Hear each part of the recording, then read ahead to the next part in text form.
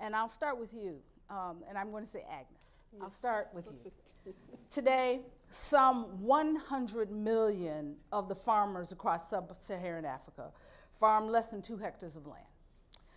Some 80% of those living in rural areas are poor. More than 30% of the rural population is chronically hungry, and 35% of the under 5-year-olds are stunted. By 2050, the bulk of the world's population growth will take place on the continent. In fact, some project that 1.3 billion will be added to the continent, and Nigeria will grow larger than the size of the United States between now and 2050. Despite those numbers, the economic projections suggest the sub-Saharan African agriculture market alone will top $1 trillion by 2030. So my question to you is this projection achievable? If so, what role will AGRA play in making it a reality for the continent? Thank you, Ertharin, and thank you, Jeff and Rose for having us here. To the question that you're asking, I just wanted to start by looking back at my own life growing up on a farm, 2 hectares. Because actually, if it wasn't 2 hectares, it would be like weird to me, because that's what I grew up seeing. Most farmers I know had 2 hectares. I think the most important thing is not the 2 hectares, it's how you turn those farmers into viable farmers. Because most of African farmers are going to be 70%, 80% of African farmers are going to be 2 hectare type of farmers. So when AGRA was formed in 2006, which actually, a year later in 2007, I joined the Ministry of Agriculture as permanent secretary. The ability of a farmer, an African farmer at that time, to find seed anywhere was next to impossible. I mean, I don't remember like any farmer would get seeds anywhere in the next 50 kilometers, say. Joe, who is here, who was at the beginning of that whole journey, tells you there were 10 seed companies on the whole continent producing less than 2,000 metric tons. Today, we have over 110 seed companies producing thousands of metric tons that is capable of growing 10 million hectares, capable of reaching over 15 million farmers.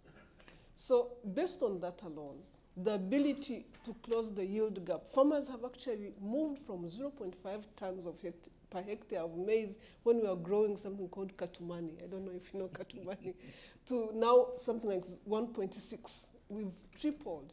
But just even at that point, the gap is enormous. We need to get to 4 tons because you know what? A Rwandan farmer at 3 tons will be able to compete in terms of price with international markets. Right now, a farmer producing 1.5 tons per hectare cannot compete price-wise. So the fact that the opportunities are beginning to form, the fact that the AGRA has worked with number in 18 countries across the continent to produce over 650 varieties that are available within a distance of 10 kilometers now, from over 100 kilometers to a distance of 10 kilometers, through retail shops known as agro dealerships that are scattered around the continent. The opportunities are beginning to form that actually African farmers can feed themselves and actually can form businesses out of agriculture.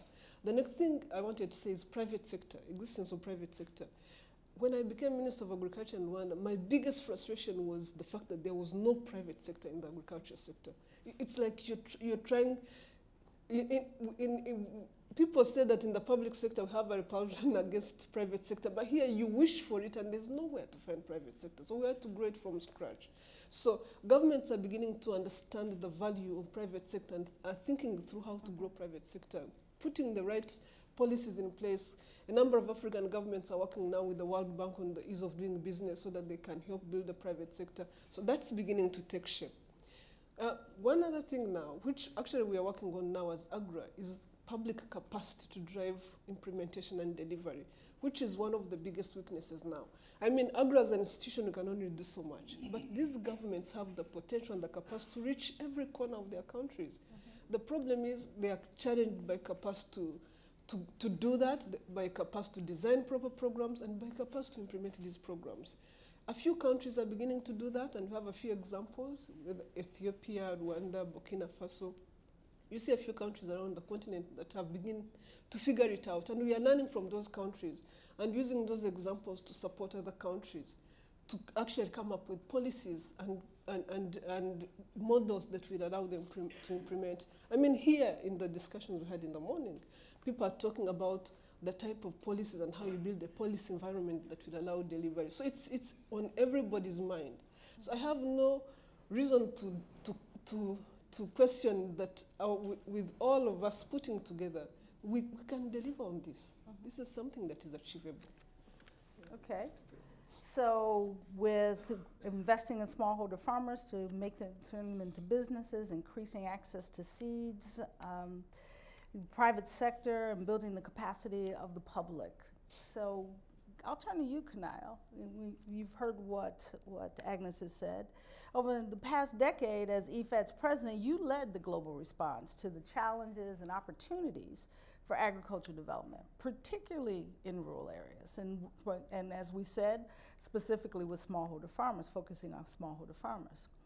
With the projected population growth on the African continent and the expansion of the number of urban areas into megacities, is there an ideal African agriculture system of the future that will help us achieve these goals? And if so, what does that system look like? Well, thank you very much, Ertharin, and thanks again, Jeff, for this opportunity to share with you my thoughts. Ertharin, I don't believe there's an ideal agricultural system for Africa, or for African countries, to be more correct. So if I can turn your question around, what does Africa need to do to turn its agriculture around in order to meet the challenges of the projected doubling of its population, to meet the challenges of food security? And I will start off from what Agnes has just said. First, of course, is for us to see agriculture, no matter what size or scale, as business. That's crucial. To go from the subsistence level and to stop seeing poverty, to stop romanticizing poverty. Poverty is man-made, it's not natural. So when you look at the African continent, one thing that has been very clear to me is that Africa is by no means poor. In fact, Africa is very, very rich. Mineral wealth, from diamonds to bauxite, the percentages are incredible. 15% of oil reserves. Land, about 50 to 60% of all uncultivated agricultural land, 200 million hectares. Excess of sunshine, plenty of rainfall, kilometers of waterways, I mean, you name it. And a vibrant population, 60% of its youth below the age of 30. What other part of the world has this sort of, and we don't have earthquakes and typhoons and hurricanes, and you name it. So I think no country in the world ever transformed itself without going through an agrarian change. No country. Europe, 17th century. Japan, 18th century, 19th century. US, your country. China, 20th century. Now, why should it be different from Africa? So first and foremost, you have to have a total agricultural transformation. But Agnes already gave the ingredients: seed, fertilizer, irrigation. But I think the key problem that we face is the policy dimension. And that is all linked with governance and leadership. That's going to be our biggest challenge. If we have that corrected, and you have the rule of law, then Africa's agricultural transformation is going to be such where small producers today become aggregated. They have to be aggregated into cooperatives and SMEs and companies, and you have to have the whole value chain. And if you ask myself, if you ask yourself, by 2050, who is going to feed Africa? Is it the farmers of today in their 60s? A woman with a hoe in her hand and a baby on her back? I think that's what you have up there, isn't it? No, it's the youth of today. But they're not going to be using the same technologies that exist today. Just think of what IT can do. Aggregation, organization of farmers groups. So the elements are there. I see the agriculture of tomorrow meeting the challenge, for Africa meeting that challenge is Africa being at the forefront of feeding the world. Africa has to be able to feed itself first. And we have all the opportunities there. If we don't do that, if it's not going to happen in my generation, I think my generation has failed. In fact, what my generation has done successfully is to failure. And we're out of it. It's the future, not even my own children, my grandchildren perhaps, or my great-grandchildren. They are the ones to bring about this change. So I see huge potential in transforming African agriculture. First, it's got to be built on what we have, small producers, but to see it as business, as a money-making business, as an economic activity that generates wealth, creates jobs, feeds people, and brings about the emergence of cohesive societies. And until we do that, and until we're able to manage our resources properly, until we have the right leadership and correct governance structures and institutions that function correctly, I think that's what we're going to be looking at in the next century. Well, you just made me very sad because I've been saying to the world that we were going to do this in my lifetime. And so but creating wealth, jobs, focusing on people, all of the ingredients that we've heard you talk about before. But the one issue, and I'll go to Raj on this, that we haven't talked about is how do we finance this work? That is necessary. And the Rockefeller Foundation not only provides financial support to AGRA, but for a large number of other organizations and projects around the entire sub-Saharan continent. So Raj, I'd ask, what do you see as the hurdle or hurdles to scaling from direct development programs to creating the kinds of systems and structural changes that both Agnes and Kanayo has talked about? And how can foundations and other donors or help those who are working in these areas overcome those hurdles? Well, thank you. I think Agnes and Kanayo both laid out the groundwork. First, you have to have a goal, and the goal of achieving 4 tons per hectare of, call it maize yields in Africa, if achieved, would be a tremendous step forward in both food self-sufficiency, but also in fighting hunger and chronic malnutrition. And I won't get into all the data substantiating that, but it is true that $1 spent in agricultural research yields $23 of real value to those smallholder farm families. It is true that every society, as Kanayo mentioned, that's achieved rapid economic development and social mobility has done it based on a fundamental agricultural transformation where those yield increases are coupled with a population decrease of people working in agriculture, right? It's a very, very small percentage here in the United States that are actually farming and allowing people to go into other productive sectors of the economy. And that's really what success looks like. The fact that AGRA has gone from 0.5 tons per hectare to 1.6 is a demonstration that can be achieved. The fact that the seed program at AGRA has produced more than 150 improved varieties and put them out in the field, supported more than 110 seed companies, and built the system of hundreds of agro dealerships that allows farmers to interact with a commercial market for both inputs and output sales is laying the groundwork for success. But it starts with having a clear goal, knowing how to measure it, and documenting outcomes. And AGRA has done that, I think, quite rigorously over its 11-year institutional life. I'd say second is what Kanayo mentioned, which is you have to, like we talk about money until we're blue in the face. That's not going to solve the problem if the policies are in the way. And the chairman of AGRA, Strive Masiwa, was here, but Strive played a big role in the 2012 G8 summit, which you, Ertharin, were a big part of as well. When we said, okay, donors can do more and will do more. In that case, President Obama used the G8 to get folks to get other countries to say, let's increase our investments in agricultural development in Africa. But it started with African heads of state at a head of state level committing to a concrete and specific set of policy reforms that we had to hammer out as a precondition to being able to come to that meeting. And I remember at the end, some worked better than others, to be honest, but I do remember just putting in the time of sitting with leaders and saying, will you commit to these policy reforms? And folks saying, some saying, yes, we will, others saying, no, we won't do the number 11 and number 12.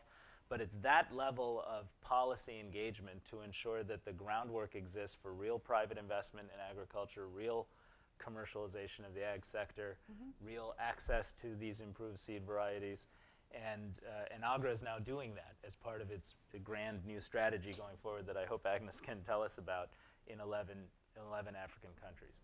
And then finally, after those two pieces are in place, it takes resources. And you know, in the 60s and 70s, when the world made a huge collective investment in agriculture in Asia and Latin America, for example, it succeeded at promoting a green revolution that changed the face of hunger and poverty.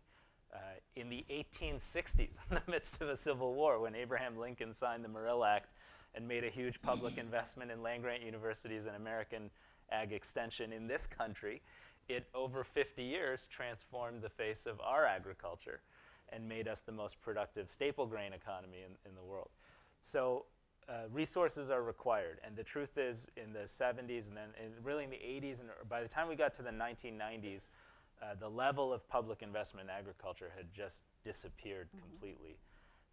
The only reason I think we're here today is in 2003, Kofi Annan brought together heads of state in Maputo, and African heads of state started the process by saying, with a lot of cajoling and support from folks in this room, that we're going to spend 15% of our public budgets on agriculture.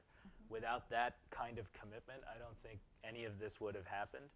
Then in 2005-06, Dr. Roden was leading the Rockefeller Foundation, and Gates and Rockefeller came together and I think did an extraordinary thing in helping to create this institution of AGRA as a technical institution focused on this problem. In 2009, President Obama, with you're doing a lot of the shoe leather work, you know, raised $20 billion in commitments through the L'Aquila Summit because we said there's a global financial crisis. We're going to spend hundreds of billions of dollars bailing out the financial system. What about those who are suffering from a food crisis? And you'll remember in 2008, we were looking at pictures. The cover of The Economist had a photo of a little girl in Haiti eating a mud cake, which is exactly what it sounds like because of a food price crisis that many in this room worked on and led to that political motivation. So what's happened since? There's been an increase in public investment in agriculture. That's a good thing. I'm deeply concerned about the fact that I think European donors and the United States are decreasing their overall foreign assistance commitments, redirecting the limited amount of money we spent on helping countries stand on their own 2 feet and be productive and integrated in a global economy. We've taken a meat cleaver to that in this country with the current administration proposing 30–40% cuts.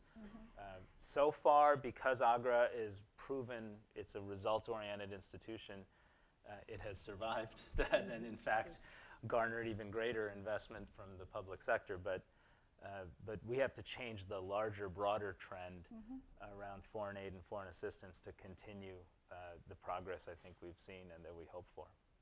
Well, clear goals, policy development, and then resources.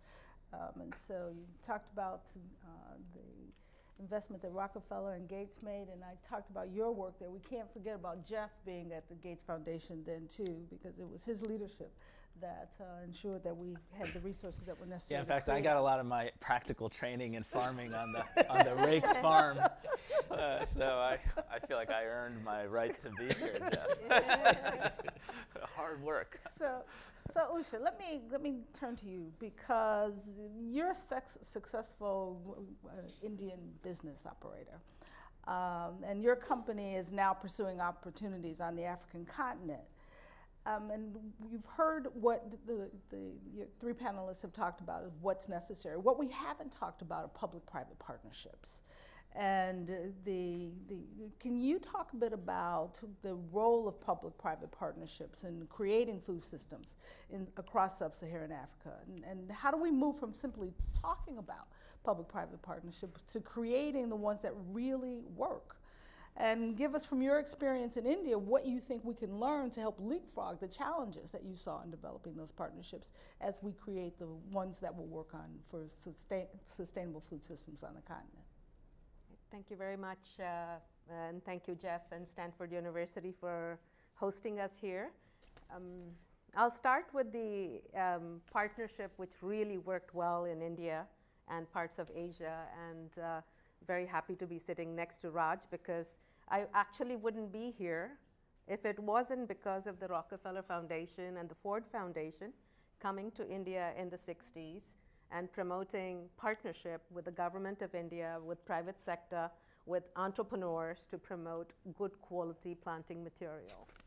And as a consequence of that, the inputs from the scientific community in the United States primarily led to adoption of high-yielding varieties in sorghum. Everyone talks about rice and wheat, but actually it was not just rice and wheat, but it was the sorghum, the millets, the corn in the central and southern part of the country, which led to the overall agricultural revolution that we see. So this is, and you know, all the equation is right for Africa as well. The partners are together. But to me, we've done a lot of talking about public-private partnership, and not so much on the ground on implementing it in a manner which happened in Asia, for instance, where there was policy, and most importantly, government will. The government was willing to do whatever it took to make sure that agriculture was transformed at the end of it. So partnership is critical for success, but I think partnership today, we have to look at it on a crop by crop basis, because in maize, the partnership would look very different because there's so many players. In sugarcane, the partnership would look different. So I want to use the example of sugarcane, for instance. I know it's not a big crop, but still. So when I think about partners for sugarcane, I want to talk about irrigation partners, because it uses so much water. So can I partner with a drip irrigation or irrigation specialist who could be public, who could be private, who then allow us to grow the same amount of sugarcane but with less water. So this could be a new form of partnership. Then you still need the partnership where farmers have some assurance about markets, availability. It could be a government partnership. It could be. So I think talking about public-private partnership, to me, maybe, but partnership, yes, definitely. And we need to look at, for which crop, what is the critical requirement, and depending on that, we think about who the right partners are to get it done. And that's great. The policy and having governments with the will to make the partnerships work is, I think, an important factor. Which takes me right back to you, Agnes, because each one of you talked a bit about policies in government and the role of government. So often on the continent, the challenge is governance. And we can't talk about it as a continent. We have to talk about it as countries. And in many of the countries where agricultural opportunities exist, we have governance challenges. So am I right about that? Do you agree? And if so, what role does AGRA perform in helping countries overcome those governance challenges? Yeah, thank you. Just to pick up from what Usha is saying, India became successful because of two things. There was a prime minister that was ready, said, actually, I think India's revolution began in front of the office of the prime minister. He planted the seed right there, saw it grow, and said, I want it everywhere. So the leadership was very critical.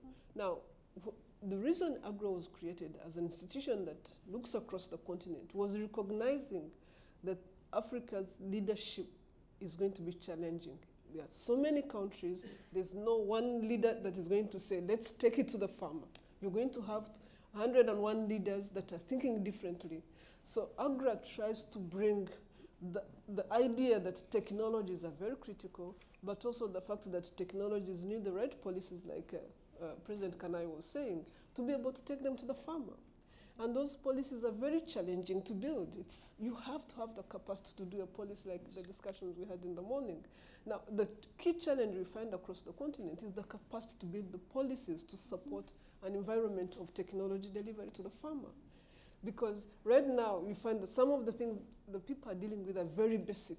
The lack of a regulatory environment, which makes it very difficult for private sector to be in a place.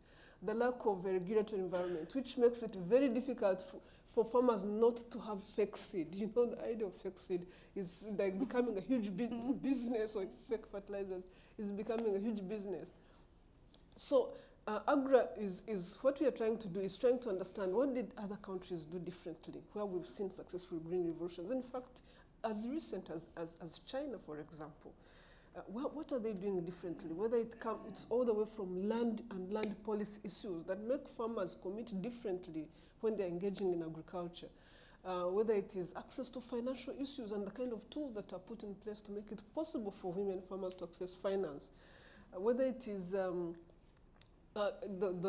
whole thing I talked about, private sector. So we see that all these challenges need specific policy tools, and what we are trying to do is to work with the governments to understand how to build a policy environment, but also to work with other stakeholders to advocate for that policy environment to take effect. Now, but from a governance perspective, we are working with countries to actually take on CADAP, plan properly. But a plan is not good enough if a plan is not prioritized in an environment where you have restricted resources. So we are trying to tell our countries, prioritize your plans, be very clear of the two things that are very critical to you driving a successful agriculture sector. That's what we did in Rwanda. We didn't try to drive everything. We picked 2-3 things that contributed about 60% to our GDP, and we were able to move. So that's what we are telling countries.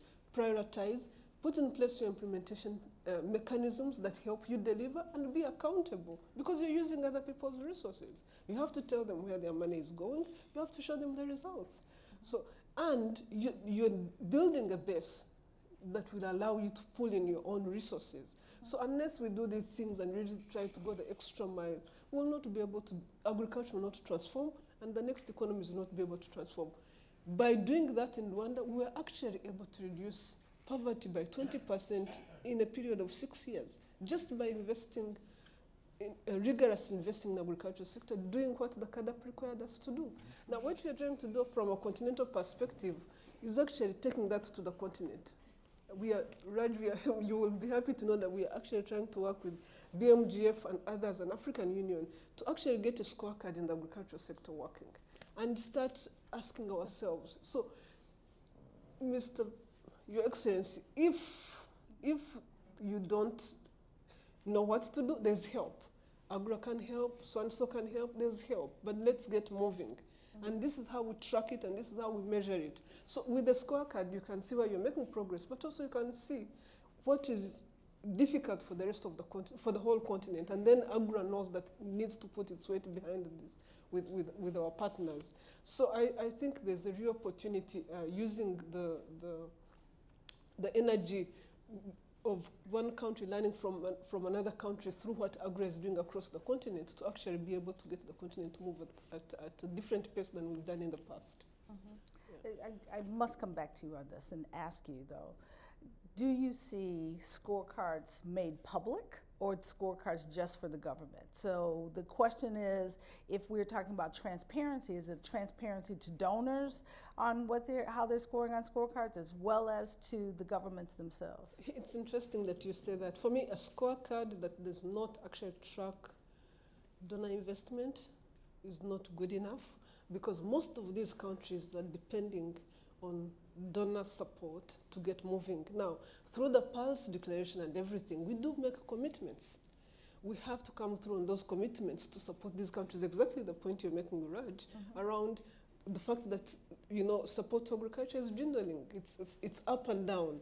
In 2008, we got an up, and we've been going on that. And in fact, last year, in 2016, with your support, Jeff, and the rest of the board, we started the Seize the Moment campaign specifically because we were saying this is not the time to let go of supporting African agriculture. And you could see that with all these other commodity crises and everything, everybody was losing interest. And we were saying, no, we cannot let agriculture go down. And I think we've managed. Every AGRA, we've been seeing a lot of interest in keeping the momentum going in agriculture. So, Well, Kanayo, if I may, come to you. Agnes talks about leadership of governments, the regulatory environments, transparency, scorecards. One area she didn't talk about, that you talk about in your book, and I will hold up Kanayo's book. Yes, I'm shameless for you. Thank you won't do it, I'll do it for you, a bucket of water. If you want to know about African agriculture, I would suggest you read his book. But let me go back to the question. And the one area she didn't talk about, that governments, you talk about governments are pursuing to achieve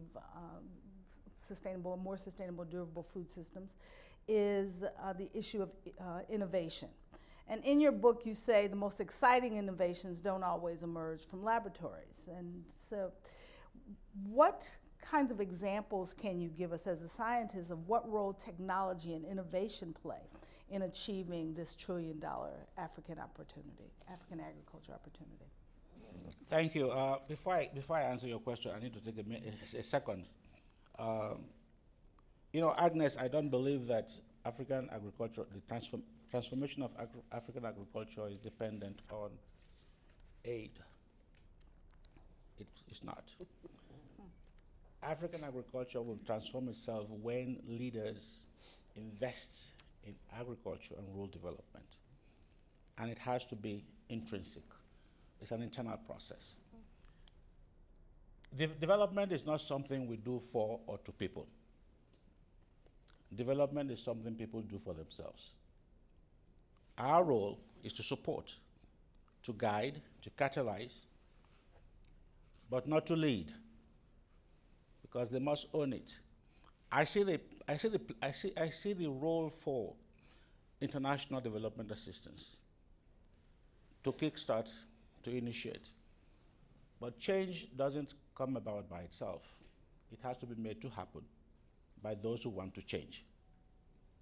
And this goes back to governance and leadership as well. They're all interwoven. But I want to be clear about that.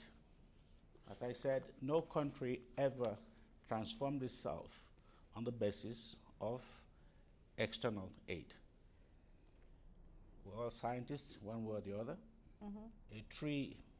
A plant can only grow strong when its roots are fairly anchored in its own soil. Only then can it make use of the energy of the sunlight from air. You see what I'm saying? And this is very key. It's a fundamental process. So having said that, innovation, that is true. I mean, innovation, of course, a lot of innovation occurs in the lab, in Silicon Valley, and of course here in Stanford. But you know, from my experience in Africa, Asia, Latin America, some of these innovations are very simple. Let's take the case of fertilizer application.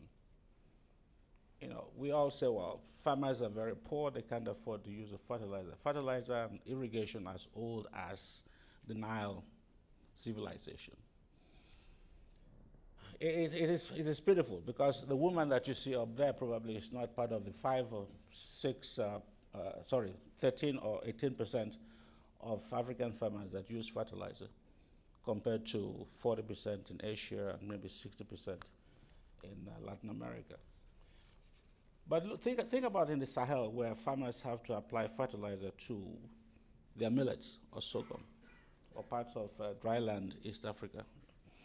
So what did ICRISAT, one of the international centers, the one based in India, where I spent 18 years of my career, developed a simple bottle cap technology, the application of microdosing fertilizer.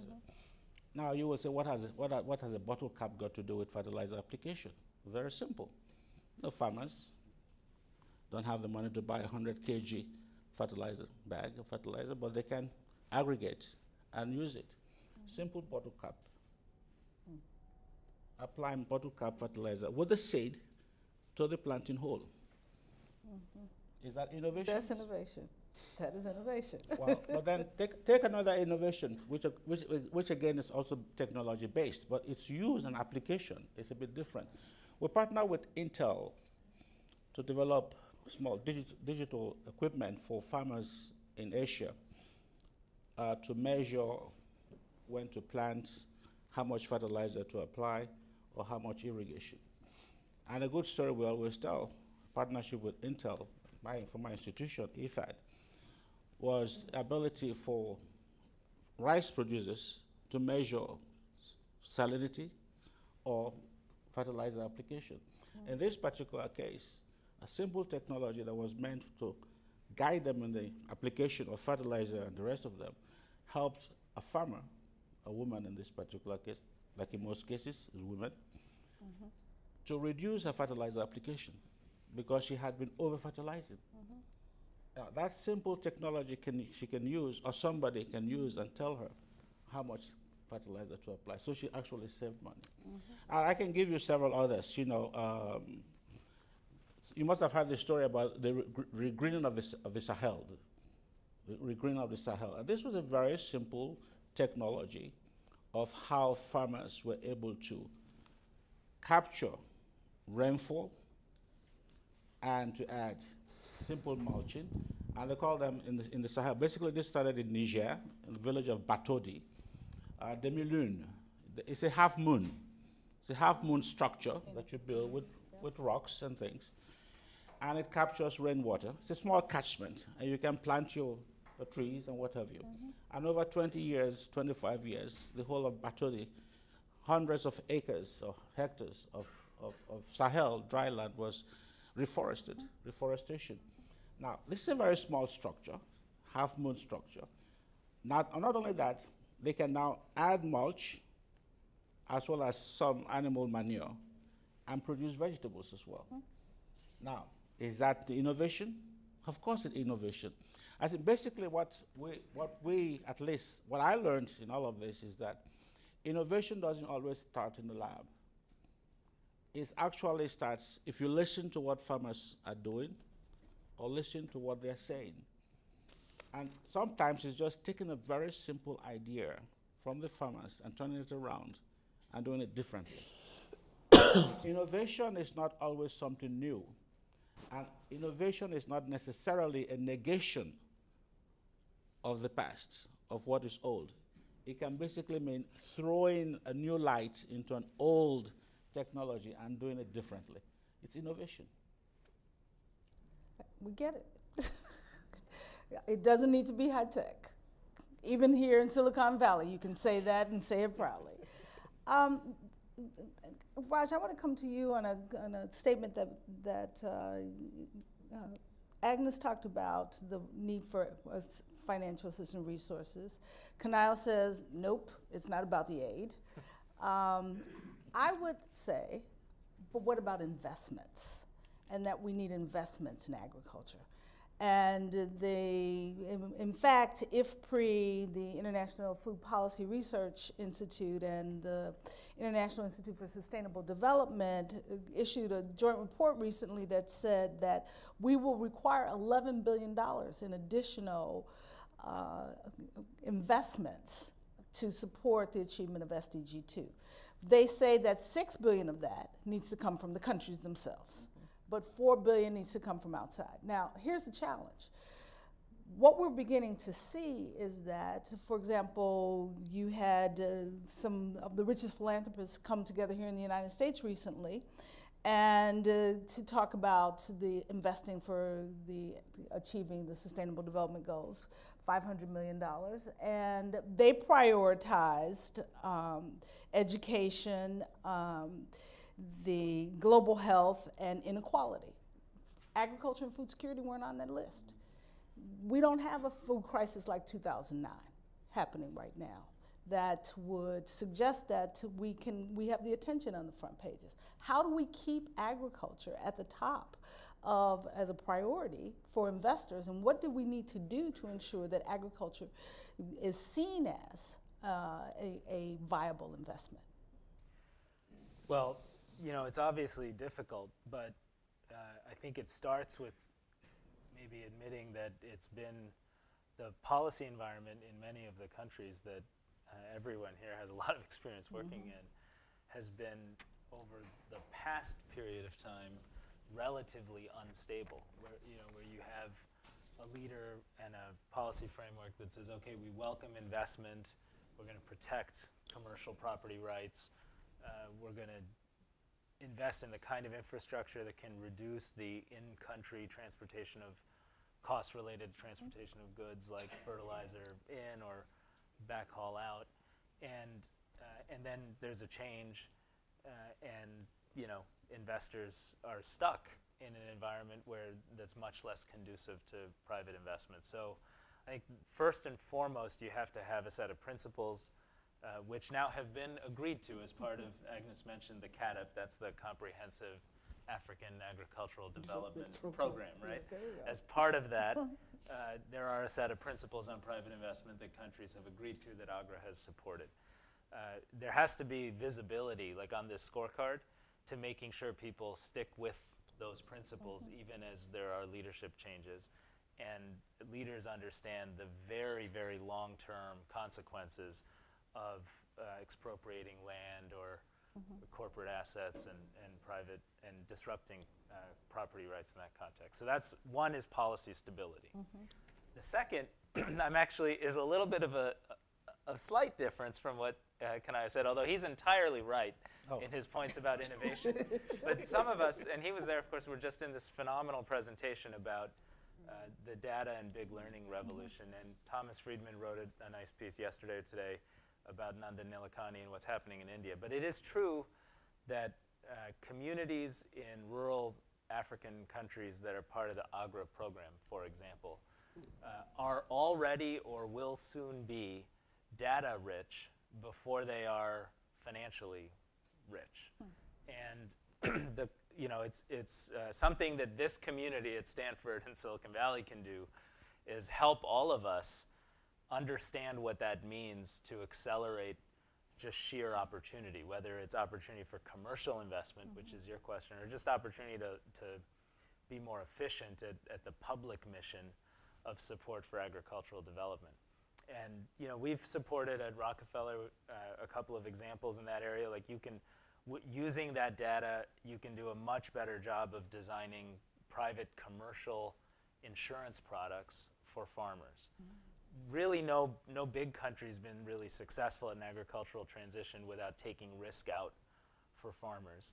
And it's a lot to ask farmers to buy all that fertilizer when it might rain, it might not rain, they might lose their investment, and there's no public insurance program supporting them.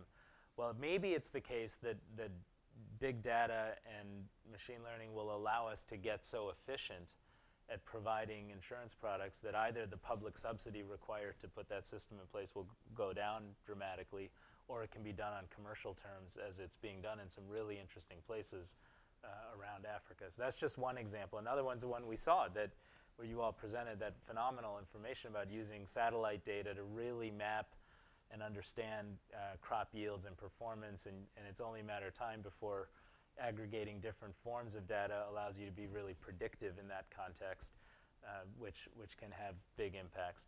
We already see information technology, the fact that everyone has mobile connectivity, everyone in sub-Saharan Africa, means you can have a different form of pricing systems and market pricing systems, access to traders, and options that you didn't have 5 or 6 or 7 years ago. So unlocking the data revolution to create commercial opportunities in agriculture, I think, will be a big part of the innovation going forward, and we got to take advantage of that too. Well, sorry, Raj, I'm not saying you're not correct. I mean, I'm you're just giving totally you a hard correct. time. What I was saying basically was, all innovation Yeah. doesn't necessarily have to come from the lab, or from Silicon Valley, or from Stanford.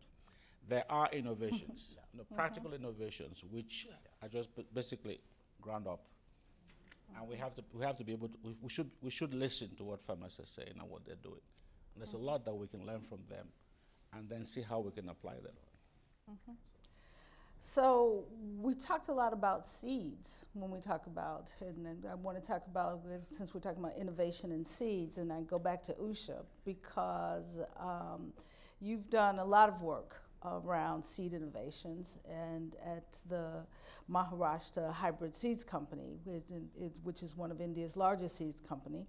And it's been reported that the company is planning to move your new technologies, including genetically modified seeds, to South Asia and to Africa.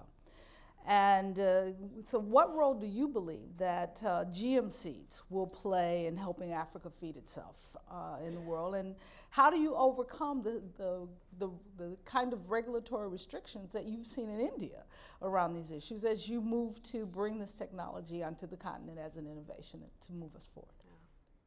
I think Raj and Kanayo already talked so much about innovation, and I just want to build on that and also talk about very briefly on the GM technology, but talk about innovation and what role from a technical, from a biological standpoint it has had in agriculture and what impact it has had. So as a plant breeder, we're always talking about innovation. So when Jeff grew his first hybrid maize on his farm, corn, doubled their yields or at least increased them significantly. Now, the question the plant breeder is asking is what innovation is appropriate for which farmer community or which crop. So if we talk about an innovation where you go from a variety to a hybrid and it improves productivity, then that is the appropriate innovation for that particular farmer. In some situation, we have used GM technologies which have been appropriate, particularly in cotton, and of course Africa has significant acreage under cotton, so that technology would be very appropriate for the continent. And I don't think from a safety standpoint, because the safety of that technology is proven in the Americas, in Australia, and South Africa, Asia. So that really is not a concern. And the suspicion and resistance that we see for GM technologies is of course real, that you have to come up with strategies and approaches to address that.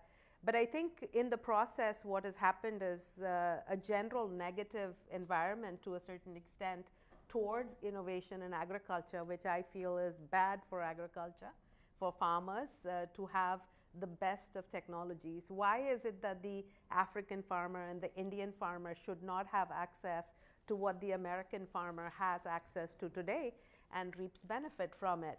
And so from that perspective, and from a perspective of a plant breeder, we need to really talk about the toolbox. So it's the hybrids, the varieties, the GM technology. Tomorrow it'll be the gene-edited products, and then after that we will talk about the satellite-based imaging data that we will use for developing drought-tolerant crops for that very, very small micro-environment that existed in the one district in Nigeria.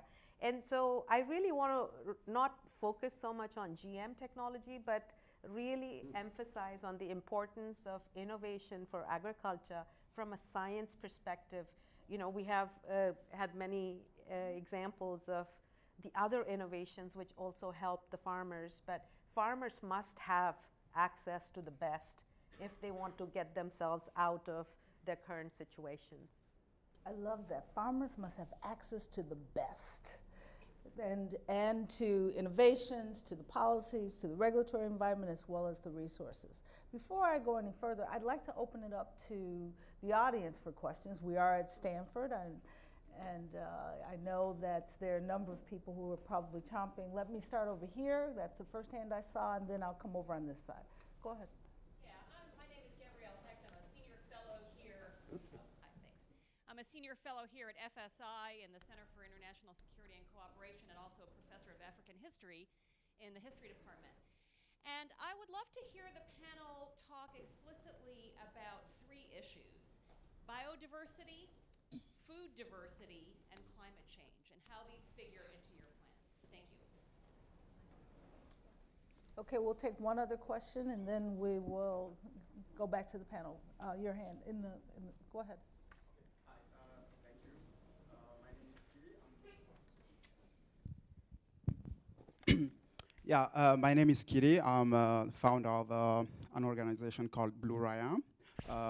We use solar energy and remote monitoring systems to actually provide access to clean water and drip irrigation water.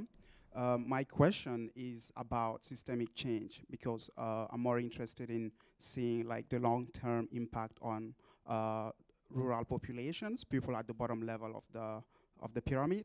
So to me, I think that we need to think in a more holistic way, like taking into account the minimum annual income need of a given household or population, and then finding the best solutions to actually address their issues all over the way, so that they reach at least an average annual income that's decent in order to have a decent life. So my question is, why do governments are not open enough to new approaches that are kind of venture-oriented and fast-moving, which creates large impact, but requires intensive investments? Thank you. Okay, thank you. Why don't we take one more before we go back to the panel? Go ahead.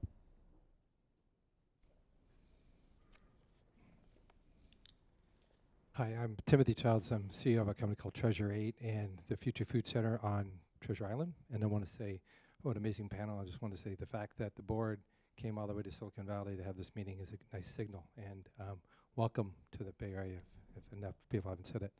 I'm interested about, are there any programs in the new phase that are focusing on creating, transforming the commodity crops into more value-added processed foods or pre-processed ingredients that could be tied into entrepreneurialism in the cities and or for export? More value-added processing that could be transformed into foods. Premiumize the commodities to create better value for the farmers. Okay. In country, but also. Perfect.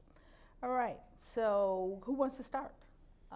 We could spend another couple hours on here. Let's start with Agnes. Maybe we start with that very question. And in this case, I make reference to my favorite, the baby food factory in Rwanda, that World Food Program has participated in, helping the country come up with a way of adding value to food that actually takes value to the farmer, because the baby food factory in Rwanda signed up to purchase significant volumes of their food from smallholder farmers, following up on the Purchase for Progress program that was started by World Food Program. So this company, $50 million investment, produces hundreds of tons of baby food to address the issue of malnutrition, and purchases maize and soybean from farmers. And these farmers are definitely getting now better prices because they are directly linked. They are directly linked to the factory. They supply the factory. And what the factory did even better, they have access to very affordable finance, something very difficult to find in that part of the world. So they negotiated with banks to give farmers that are supplying them very good rates of financing so that they can supply. So it's beginning to happen in a few places. Well, I think earlier today we saw a video of is it Elsie from Ghana, where transforming cassava into high value crops, into high value products. Sorry. I think also this is happening at village level. One thing I've noticed that in the African context, there hasn't been as much progress as you would see in parts of Asia, particularly India, where I lived for 10 years, or in Latin America, where I saw a lot of transformative processes, cooperatives, women's cooperatives, transforming produce. In particular, what that impressed me in Bahia is umbu. This is a tree, produces the fruit can be used to make baby food, alcohol as well, and a few other things. But I think that the opportunities are really huge, and what AGRA is also focusing on is looking at the whole value chain. I think this is for Africa, this is going to be very key, and this is where agriculture should be seen by youth, not just as farming, as a food system. And that's where there's a lot of entry points for them, value addition. The simple value addition of harvesting and storage. Prolonging the shelf life of fresh produce, for example. And I keep telling young people, you can make a lot of money by renting a room and buying a 1.5 kVA generator, like in my country where you have to provide your own electricity. And you can store fresh produce, mangoes or oranges and whatever you have, for a few more weeks past harvest period and release them. Then you just clean them up, wash them, put them in plastic bags, slap a label on it, and there you go. You can add value to that. Or digital technology, for example, linking farmers to produce and stuff. So there's a lot of scope for that. I don't think, we really haven't explored and exploited the potential here in value addition, in transformation of food crops. And also I think in our discussions we underplay the significance of biodiversity or food diversity and with respect to climate change. If you look at the old theory of farming systems, in the 60s, 70s, and 80s, where crop diversity was very key in terms of ecological balances, and where mixed farming was seen at that time. Mixed farming was a practice that was being encouraged, and then farmers were encouraged to go into monocrops, and now we're going back into mixed cropping and what it does. And especially when you look at village or domestic village gardens or house gardens and what the opportunities that it also offers to women farmers. Now, along the inland valleys, and this is one ecology that African agriculture is not really exploiting, because inland valleys abound in Africa, practically in every country. And this ecosystem, this ecotype, offers tremendous opportunities for all-year cropping, and particularly for vegetables and fresh produce. And when you look at climate change, a lot of countries are going to be affected. Highly productive ecologies are going to become less productive, and you have to look at how you can play on the biodiversity of systems. The question on why are governments not open enough to new it's not so much as why governments not. No, Agnes addressed this issue. I think one of the biggest challenges we have, at least in many African countries, is the lack of, what's the word for it, of functional institutions. When you talk about the policy environment, it's not that there are no policies. In many places, in many countries, there are policies. But you don't have functional institutions to implement and carry forward those policies. And as I said earlier, those policies are just worth the paper upon which they are written. If you don't have institutions, successful countries have successful institutions. If you look at the most progressive countries today in Africa that are making headways in the agricultural sector, as well as in IT, they're not the rich countries. They have no mineral deposits. Well, they're not exploiting the mineral deposits.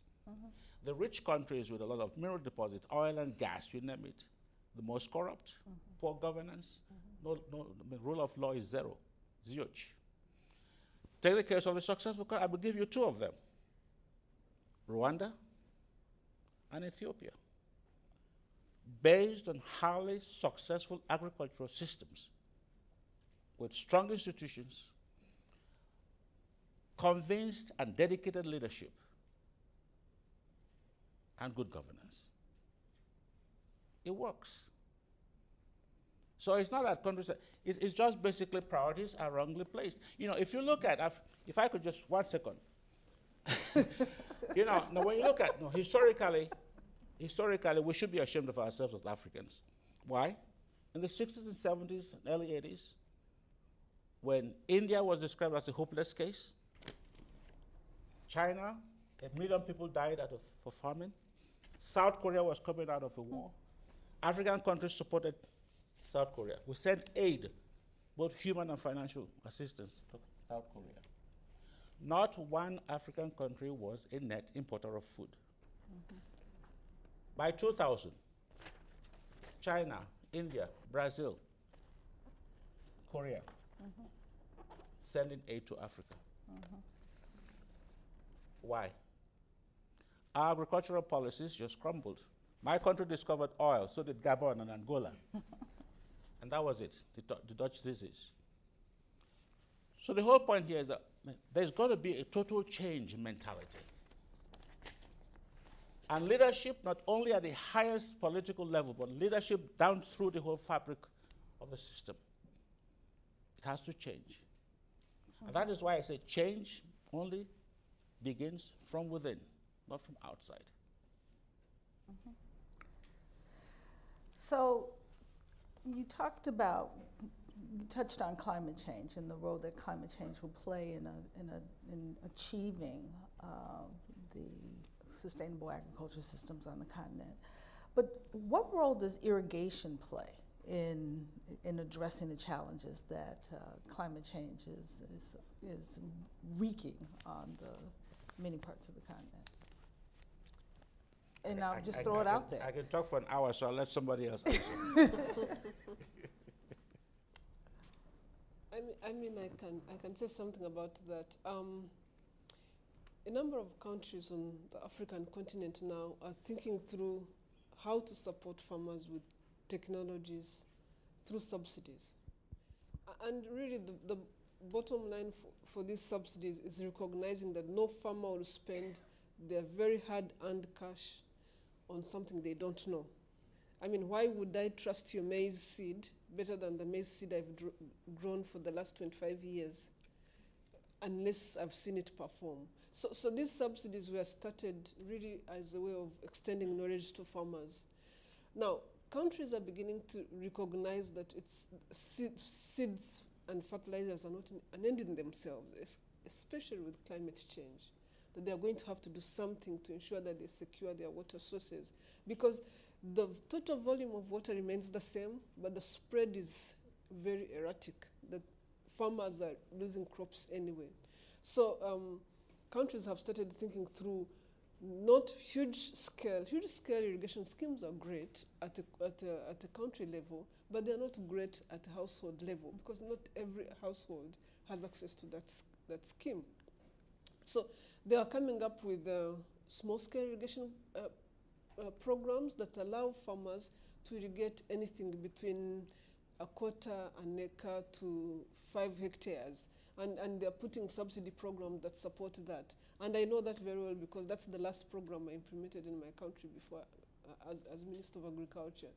And farmers will go to the bank to do that, especially if they have a market. So there are a number of things that work together, but securing water in Africa is, because of climate change, is becoming that you have to do that.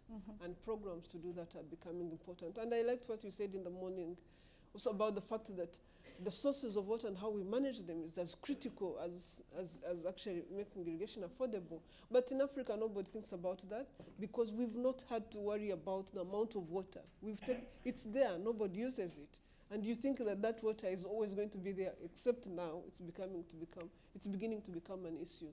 So, So we've had what I would call a very provocative and thoughtful dialogue and you've put a number of issues on the table that are important to Africa feeding itself, and more importantly to Africa becoming a dynamic agriculture system, set of countries with strong agriculture communities. But one of the things that my colleagues here remind me of often is that you can have a long list, but you need to prioritize. What would you, I'm going to give you each one of you a minute to answer this. What were the 3 priorities you think that governments must consider, investors should think about, as we look to develop the agriculture systems that will help us achieve these goals? Let's start with you, Kanayo. Oh. Well, I think if our governments, our governments or countries recognize that their national development is highly dependent on a productive and successful agricultural sector to be able to feed themselves, first of all. Then the question is, I will start from what already exists.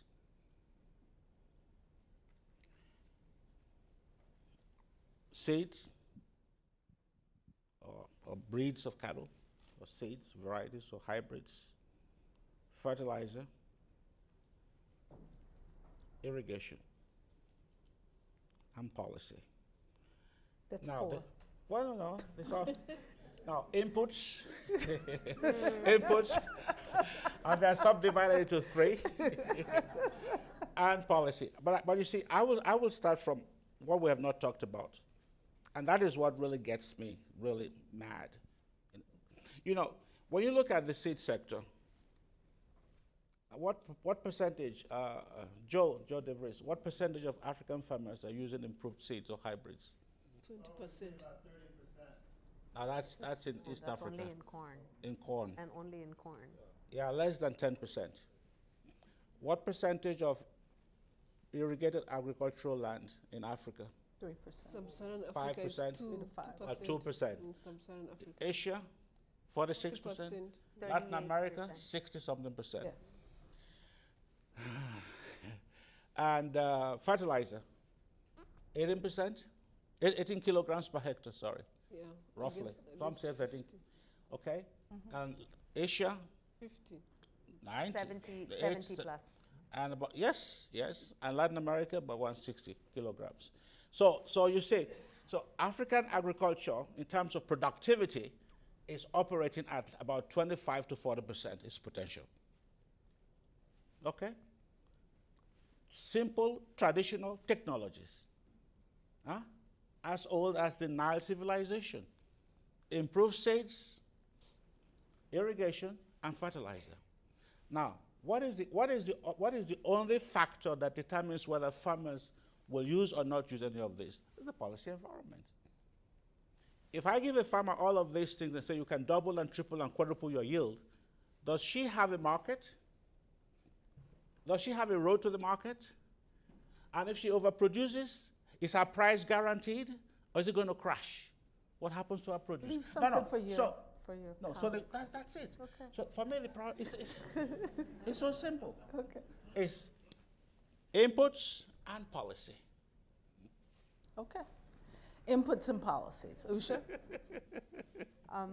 To add to what Kanayo said, I would say there needs to be a concerted effort to engage with the private sector. Of course. You missed that. So give me an opportunity, Kanayo. But I think private sector, not just for seeds, but earlier there was a discussion about solar panels and irrigation, and India, for instance, now a majority of the farmers have solar water pumps. So because electricity is not guaranteed, and so having the solar water pump allows the farmer to irrigate the crop when they want and as needed. So, and most of those panels and the pumps come from private sector. The government provides a subsidy, so it facilitates. The second point I would say in addition to engaging with the private sector, for the private sector to operate, they need some level of certainty in terms of the facilitating environment that the government. Policy. Beyond policy, policy exists, but then if it's not implemented, then it's a problem. And so some level of certainty for them to operate. And I support Kanayo's seed input as a critical factor at this stage in Africa, where availability and access to good seed is extremely low. In majority of the corn maybe is a little better than other crops, but in other crops it's a major issue. So, Raj. Well, I'd say first and foremost what Usha and Kanayo are saying, and what it's Agnes's job to lead, which is, a clear pathway forward to drive up agricultural productivity in Africa. And we humor ourselves with the micro debates within that, but there's a broad consensus on what it takes to deliver that. And it's well known, it's proven. AGRA is proving it is an important part of the mix in bringing that to the forefront, and it is politics and inputs and investment, all that, but it's this drive towards 4 tons per hectare. I love having a quantitative goal because it focuses the mind and it focuses the resource expenditure. I think that's the single most important thing. The 2 other objectives I'd note are, we haven't talked much about animal protein and protein, but as it pertains to climate change, sustainability, how an African population, hundreds of millions of people that go from $2 a day to $10 a day, how they choose to consume protein will have a lot to do with the future of sustainability and health outcomes. And that's, there's a lot of opportunity there to leapfrog the way we in America, for example, choose to consume protein. And I'll leave it at that for now. And then finally, I do think the data revolution is a transformational opportunity. I think we're just scratching the surface on what it means for agriculture and many other sectors, but it's going to create a set of opportunities that will allow and unlock more commercial investment and more rapid economic development for people who don't have to be stuck in a poverty trap any longer. And we're just beginning to figure out what some of the examples of success in that space are. Agnes? Thank you. I would say institutions, and that goes to policy, functional institutions. It goes to what you said about policy and what we believe in and are driving in AGRA around improving governance of the agricultural sector. So that's, to me, that is really critical. Functional sectors that are able to mobilize the resources but are also able to drive the right policies. Then one of the things that where we find ourselves really getting stuck is markets, functional markets, and maybe that relates to private sector. To me, a farmer who has a market will buy fertilizers, will buy seeds. So the lack of functional markets becomes an increasing challenge for us. The last bit, and something we haven't talked about, is how we start thinking about labor productivity and using African youth and women more productively. We have a huge labor force that is not productive. And once tapped into, this labor force can do. So there's a lot to do, but again, we have to come up with a list of priorities, and I think if we get institutions right, we get markets right, and we get how to make our youth productive, we will get these things moving. Well, I think the panel's in violent agreement that inputs, policies, private sector, government certainty, the clear pathways to driving and scaling up programs. Wish we had more time to talk about the animal protein issue and diet diversity and the impact that will have on the food systems when you talk about what's on the fork, how it drives what's on the farm. And I think the institutional, the changes that are necessary you all agree to, and I so appreciate, Agnes, you bringing in the issue of women. Because yes, we need labor productivity that includes youth and women, but without equitable opportunity for women, we will not see the progress that is necessary for the continent to feed itself, for any of the countries on the continent to feed themselves, or for the agriculture systems to achieve that $1 trillion opportunity. This has been, I hope you agree with me, a fascinating discussion that we could go on for the next hour. I have at least 2 or 3 more questions I know I want to ask, and I saw so many hands out here. We do have a reception afterwards, and I invite you to talk to our panelists there, because the one question that I didn't ask them that I hope that you will discuss with those here in the audience is, why should people here in Silicon Valley care if Africa achieves that $1 trillion opportunity? Big market.